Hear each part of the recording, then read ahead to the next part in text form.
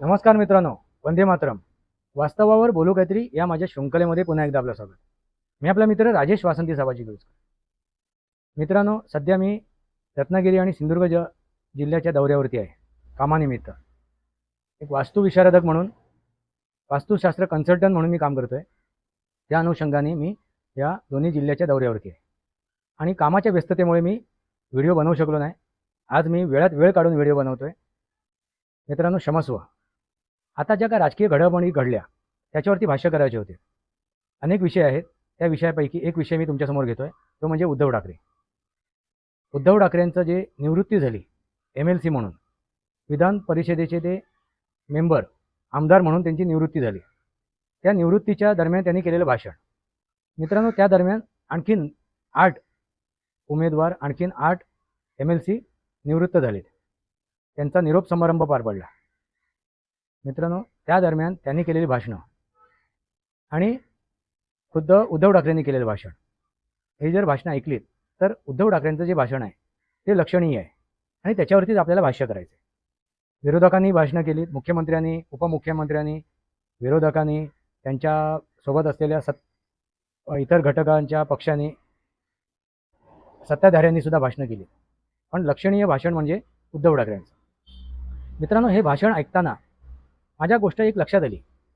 मी ते भाषण ऐकताना एकदम विचारपूर्वक ऐकत होतो की उद्धव ठाकरे नक्की काय बोलत आहेत, काय सांगू इच्छित आहेत, काय दिशानिर्देश करत आहेत. याचा विचार करताना एक गोष्ट माझ्या पूर्ण लक्षात आली, ती म्हणजे हे भाषण म्हणजे त्यांनी स्वतःचा समोर ठेवून स्वतःचं आत्मचरित्रच ऐकवलं आहे. त्यांनी स्वतःच्या आयुष्याचं, त्या प्रवासाचं, त्या राजकीय प्रवासाचं आत्मकथन केलं आहे असंच मला कळलं. त्यांनी जे काय विरोधकांवरती सरसंधान गाठलं, विरोधकांच्या विरोधात जे काय त्यांनी भाष्य केली, ती विरोधकांच्या विरोधात नव्हती, तर स्वतःचं त्यांनी आख्यान केलं. स्वतःचं आत्मपरीक्षण करून त्यांनी आपण जे काय राजकीय प्रवास केला त्या प्रवासाचं त्यांनी वर्णन केलेलं आहे. तुम्ही ते भाषण डोळे बंद करून ऐका आणि त्यावेळेला ते भाषण ऐकताना उद्धव ठाकरेंना नजरेसमोर ठेवा. म्हणजे तुमच्या लक्षात येईल त्यांना काय सांगायचं आहे आणि ते कोणाबद्दल बोलत आहेत. त्यावेळी तुमच्या लक्षात येईल की त्यांचं भाषण त्यांनी आपल्याला समोर ठेवून केलेलं भाषण आहे. त्यांनी स्वतःचं आत्मचरित्रच आपल्याला ऐकवलं आहे, वाचून दाखवलं आहे. मित्रांनो, उद्धव ठाकरेंनी आजपर्यंत जी काय भाषणं केली ती भाषणं जर तुम्ही बघाल, ती ऐकाल, तर तुमच्या लक्षात येईल त्यांनी मग आपल्या कार्यकर्त्यांना संबोधन करताना असो किंवा विरोधकांवरती सरसंधान गाठताना असो, त्यावेळी तुम्हाला एकच गोष्ट लक्षात आली असेल, ते म्हणजे टोमणे मारणे आणि अगदी कमरेखालची भाषा वापरणं. ह्याच्या पलीकडे त्यांच्या भाषणामध्ये असा नाविन्यता दिसली नाही. अगदी एकनाथ शिंदे त्यांना सोडून गेलेत किंवा त्यांना त्या पक्षातून त्यांनी बेदखल केलं, त्यावेळी जे काय भाषणं केली, जे काय त्यांनी वक्तव्य केलीत, ती सगळी ऐकताना शिव्यागाळ, टोमणे मारणं, बेछूट बेलगाम असं त्यांचं वक्तव्य होतं. असं आतासुद्धा जे भाषण केलं ते सुद्धा त्याच प्रकारचं होतं. मित्रांनो, उद्धव ठाकरेंकडून ही मला अपेक्षा नव्हती.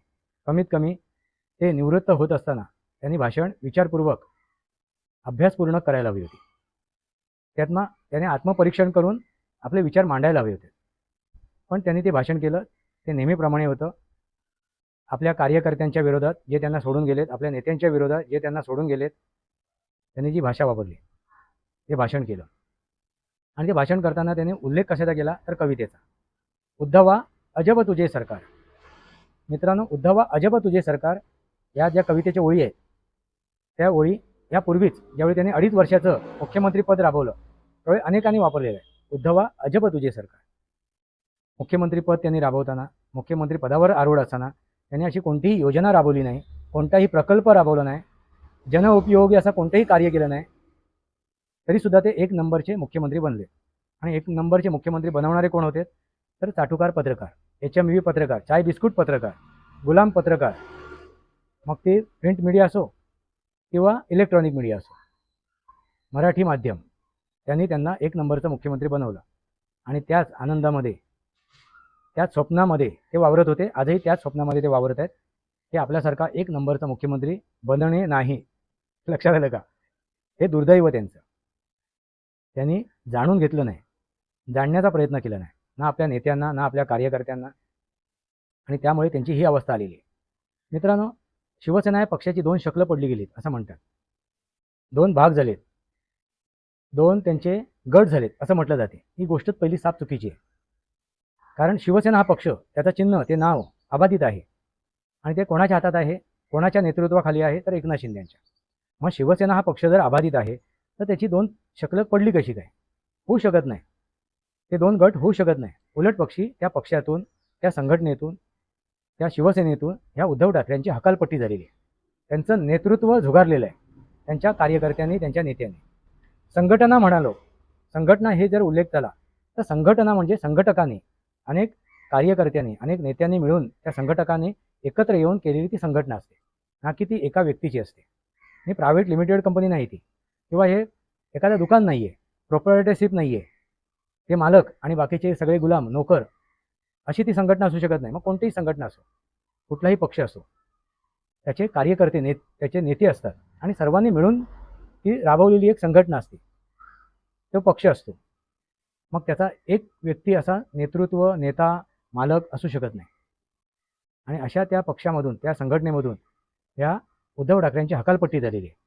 त्यामुळे त्यांच्याकडे जो पक्ष आहे तो शिवसेना उद्धव बाळासाहेब ठाकरे म्हणजे उभाठा. त्यामुळे तो दुसरा गट नाही आहे, तो पक्षच वेगळा आहे. असो मित्रांनो, ह्या उद्धव ठाकरेंनी आपल्या वडिलांची विचारधारा, आपल्या वडिलांची कार्यपद्धती ही त्यांनी वेशीवर टांगली. हिंदू हृदयसम्राट बाळासाहेब ठाकरे त्यांचं हिंदुत्व त्यांनी झिडकारलं, नाकारलं आणि इस्लामिककरणाला त्यांनी साथ घातली. मुस्लिमांचं तुष्टीकरण करायला लागले, लागून चालन करायला लागले, हुजरेपणा करायला लागले. त्यांना ह्या मतांची आवश्यकता का पडली? कारण 2019मध्ये जी काय त्यांनी गद्दारी केली कोणाशी, मतदारांशी, मतदार राजाच्या पाठी त्यांनी खंजीर खुपसला. जो बहुमत त्या युतीला मिळाला होता तो झुगारून त्यांनी आघाडी केली आणि त्यांनी त्या जनतेच्या पाठीत खंजीर खुपसला, त्या युतीच्या पाठीत खंजीर खुपसला, आपल्या सोबत असलेल्या त्या पक्षाच्या पाठीत खंजीर खुपसला म्हणजे भारतीय जनता पार्टी. त्या आपल्या मित्राच्या म्हणजे देवेंद्र फडणवीस यांच्या पाठीत खंजीर खुपसला. अशी ही व्यक्ती, ज्या व्यक्तीवरती कोणी भरोसा ठेवू शकणार नाही, विश्वास ठेवू शकत नाही, अशी व्यक्ती. खुद्द राज ठाकरेंनी त्याचा उल्लेख केलेला आहे की ही विश्वासपात्र व्यक्ती नाही आहे, ही कधीही दगा देऊ शकते, ही स्वार्थी, मतलबी अशी व्यक्ती आहे. आता ते त्यांच्यासोबत गेलेत, आता त्याच्याबद्दल भाष्य करायची आवश्यकता नाही. पण त्यांनी जे वर्णन केलं होतं ह्यापूर्वी, त्यांच्यासोबत जाण्यापूर्वी, ते वर्णन अक्षरशः 100% योग्य आहे. मित्रांनो, त्याच प्रकारे, त्याचप्रमाणे त्यांनी ही आपली वृत्ती दाखवली आणि त्याचप्रमाणे त्यांनी ते भाषण केलं. त्या भाषणाचे जे भाषण आहे, त्या भाषणाची लिंक मी डिस्क्रिप्शन बॉक्समध्ये टाकेन. ते भाषण नक्की जाऊन बघा, नक्की जाऊन ऐका, डोळे बंद करून ऐका आणि त्यावेळी उद्धव ठाकरेंची प्रतिमा डोळ्यासमोर ठेवा, म्हणजे तुमच्या लक्षात येईल त्यांनी आपलीच इज्जत, स्वतःचीच इज्जत चव्हाट्यावर मांडली, वेशीवर टांगली. आपलं आत्मचरित्रच त्यांनी अगदी वर्णन केलेलं आहे, अगदी त्याचं रसभरीत वर्णन केलेलं आहे, तुमच्या लक्षात येईल. म्हणजे स्वतःला त्यांनी उघडं नागडं पाडलं आहे. असे हे उद्धव ठाकरे. तर काय बोलतोय आपण, कुठे बोलतोय, किती बोलतोय, कसं बोलतोय, त्याचं काही भान नाही त्यांना. बेछूट बेलगाम. त्यामुळे आपण काय बोलतोय, कोणाला अनुशंगून बोलतोय, कोणाला लक्षवेध करतोय, हे त्यांच्या लक्षात आलं नाही. समोर कशी व्यक्ती आहे, समोरची व्यक्ती काय चुकते, कशी वागते, हे जगाला माहिती आहे. मग आपण जे आख्यान करतोय, आपण जे मतं मांडतोय, आपले विचार मांडतोय, ते न समजणे इतकी आताची जनता दूधखुळी नाही आहे, मूर्ख नाही आहे. एका क्लिकमध्ये त्यांना सर्व माहिती मिळते. अशा या सोशल मीडियाच्या जमान्यात, अशा या सामाजिक माध्यमाच्या जमान्यात त्यांनी भाषण विचारपूर्वक वापरायला पाहिजे, विचारपूर्वक करायला पाहिजे. पण शेवटी त्यांनी जे काय करायचं आहे, निवृत्तीच्या काळात सुद्धा त्यांनी जे भाषण केलं, स्वतःला उघडं नागडं पाडलं. आता काय म्हणायचं आणि काय सांगायचं, असे उद्धव ठाकरे. त्यांच्या एका माजी सवंगडीने म्हणजे नेत्रीने भाषण केलं, मृणाल गोरे त्यांनी भाषण केलं आणि त्याच्यामध्ये त्यांनी या उद्धव ठाकरेंच्या नेतृत्वाबद्दल आपले विचार मांडले. अक्षरशः त्यांनी उद्धव ठाकरेंना अगदी त्यांचं अगदी काय म्हणतात त्याला, अगदी त्यांनी ते कवर उघडून ते पुस्तक जगासमोर मांडलं असं म्हणायला हरकत नाही. उद्धव ठाकरे कसे आहेत, त्यांनी काय करायला हवं होतं, आपल्या नेत्यांकडे, आपल्या कार्यकर्त्यांकडे त्यांनी कसं लक्ष द्यायला हवं होतं आणि त्यांनी लक्ष न दिल्यामुळे हे झालेली अवस्था आहे, हे आलेली अवस्था आहे. कारण त्यांनी तो संघटक म्हणून, अध्यक्ष म्हणून, नेतृत्व म्हणून, नेता म्हणून ती चालवली नाही, तर मालक म्हणून ती चालवली. हुकुमशाह म्हणून चालवली, आपल्यासमोर गुलाम आहेत, आपले नोकर आहेत, आपले चाकर आहेत या उद्देशाने चालवली. त्यामुळे ही अवस्था त्यांच्यावरती आली की त्या संघटनेमधून त्यांना बेदखल करण्यात आलं. आणि हेच ते वास्तव आहे. उद्धवा अजब तुझे सरकार, आणि ही कविता त्यांनी वाचून दाखवताना अनेक त्याच्यातल्या ज्या ओळी वाचून दाखवल्या, अनेक कडवी वाचून दाखवलीत, ऐकवली. त्या कडव्यांचा आणि त्यांच्या त्या पूर्ण प्रवासाचा जर आपण वर्णन केलं, त्यांची कडी जर एकमेकाला जुळवली तर तुमच्या लक्षात येईल त्या कवितेनुसार, त्या भाषणानुसार उद्धव ठाकरेंनी आपलं आत्मचरित्रच ऐकून दाखवलेलं आहे. तुम्हाला काय वाटते मित्रांनो? आपलं मनोगत कमेंट बॉक्समध्ये मांडा. हेच ते वास्तव आहे. मित्रांनो, उद्धव ठाकरे यांनी आपल्या वडिलांची विचारधारा विषयी टांगलेली आहे, त्याला तिलांजली दिलेली आहे. आणि सध्या ते सेक्युलर झाले आहेत, धर्मनिरपेक्ष झाले आहेत, आणि त्यानुसार ते आपलं राजकीय प्रवास करत आहेत, राजकीय भाष्य करत आहेत. हेच ते वास्तव आहे. वास्तवावर बोलू काहीतरी. त्या माझ्या शृंखलेला सबस्क्राईब करा, बेल आयकॉन दाबा, माझे विचार पडसे लाईक करा, आपले विचार कमेंट बॉक्समध्ये मांडा. तुर्तासित कर. भारत माता की जय, वंदे मातरम. जय भारत, जय महाराष्ट्र, जय सनातन.